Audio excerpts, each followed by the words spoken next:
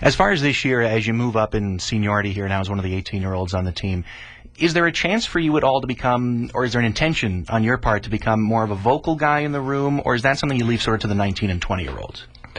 Well, to be honest, I've never really been much of a vocal guy in the room, but I prefer being a leader on the ice and, whatever I have to do or whatever responsibilities I need to take, to make sure they get done. But no, we have a lot of good leaders on our team right now, and not that I don't want to be one of them, but we have guys like Eric Branson, if he does come back, or Taylor Doherty, and Nathan Moon, who's a vet right now and a fifth-year guy. He they get a great amount of respect on our team, and we kind of look up to those guys. They know what it takes to get there, and we'll listen to whatever they have to say. Let me ask you just about the team overall this year, and a lot of new guys coming in. One of them sitting right behind you in the studio right now. Patrick Harrison is the new defenseman out from your neck of the woods out in the Ottawa area. Of course, you bring in that import, Mikhail Tchaikovsky, as well, to be one of the new defensemen, and then a lot of new younger guys too, whether it's Nathan Cull, who's out, Ryan Davidson, who's unfortunately out, but Dylan Staples, Alex Goodbranson on the back end too. You've seen all these guys come into a team that you've been with for 2 years. What's your impression of how these new guys are going to fit in and how they may change the team dynamic at all? Well, the new guys are great young. They got talent, they got skills. You can tell. The issue in the OHL is obviously always getting adapted to the pace and the hitting. It's different. Goalies are better. Goalies are stronger. Defense are better. Everyone's stronger. It's a different kind of game. But from what I've seen up to now, they're doing good and they're getting adapted pretty quick. So it's good. It's fun to see them getting used to the pace and stuff. But I think we're gonna have a good team, and they're definitely gonna bring in more, Morgan and them offensive threats to our team. And Goody, who is obviously gonna learn from his brother. If he's anything like him, he's gonna be a hell of a defenseman in the OHL. And we got Gruby coming into our team this year, who was a Memorial Cup championship winner. So he definitely knows what it takes to get there. So we're gonna look up to those guys too. Just back to Harrison for one sec, because he's sitting right behind you. What are you willing to say about what we can expect from him this year, knowing that he's sitting right behind you? Well, Harrison, he's a great sense on the ice. He's got good vision out there, and he's a guy that likes to get physical, and he doesn't like to lose a lot of battles. He'll be a good defenseman this year for sure for us. He'll probably kill a lot of penalties and stuff, and we'll see how the year goes for him, but I only wish him the best. What about Alan Quine? Where do you see him sort of fitting in with this team? Is it a similar situation with you, that you guys are both kind of expecting to be given more opportunities to show what you can do? Well, Quiner, he's in great shape. I was working out with him this summer, and he was at the under-18s this summer, where he won a gold medal, and he's ready to go this year. He's going to be I think he's going to be one of our team leaders. He's a guy that leads on the ice, not very vocal, but he always gets the job done on the ice, and he's a very big offensive threat out there. Goalies have to watch for him. Worst case scenario, if one of the guys who's at an NHL camp right now, whether it's Goodbranson, Doherty, are obviously the two most likely, if they don't come back this year, in your opinion, can the team still survive? Obviously, it'll make things a lot tougher for you guys. Yeah, obviously those are two really good players, and with Warwick too. I hope they do make it at the same time, but if they don't, then I really do hope they come back to our team, and because they would really help. But I think in general our team would survive. We have a good core group of guys. We still got guys like Nathan Moon and Odom and Farrell who are always and ready to lead our team to the playoffs, and that's what our main goal is, to get there, and from there we'll see. Charlie Sarault, the Kingston Frontenacs, joins us here on Offsides on CFRC, with the Frontenacs opening their season tomorrow night against the Mississauga St. Mike's Majors. So, Charlie, let me ask you about that, because there obviously could be easier teams to start your season against, and you guys draw the Memorial Cup hosts for your first game of the season.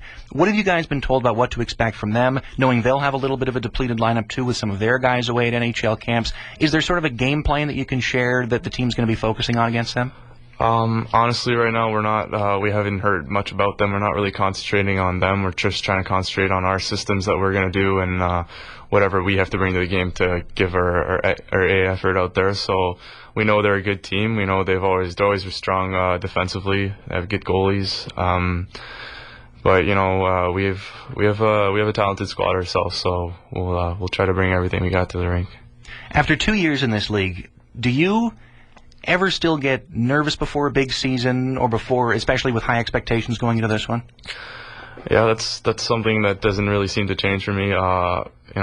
Before a big game like that, try to get some sleep. It's always a little harder, but when it comes game time, you gotta go and you gotta show the Kingston fans what you got, and you gotta try to represent the Frontenacs as best you can. So you try to bring your best effort out there, and you give everything you got.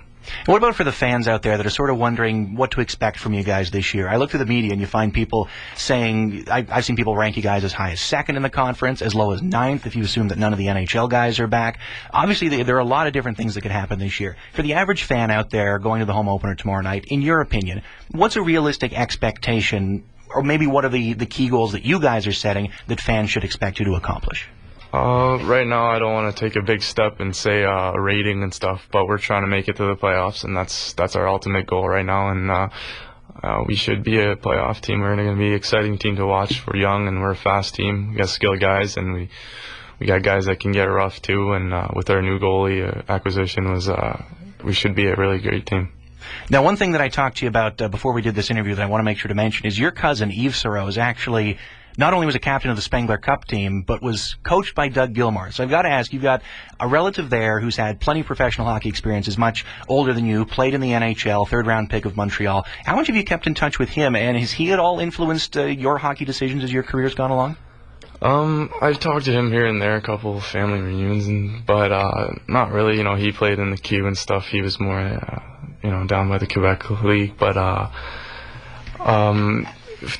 maybe for future decisions I'll probably ask him, but right now I just think I'm gonna stick with the OHL and see how my year goes here, and try to play the best hockey I can. One more question, not to look too far ahead, but you sort of mentioned future hockey decisions. Have you thought about where you expect things to go? Obviously, even though you're past your draft year, you maybe look at a guy in Mississauga like Jordan Mayer who doesn't get drafted and scores 30 goals the next year. Do you still think to yourself, there's still things that I can prove and still ways to get back to the goal I set back when I was 16?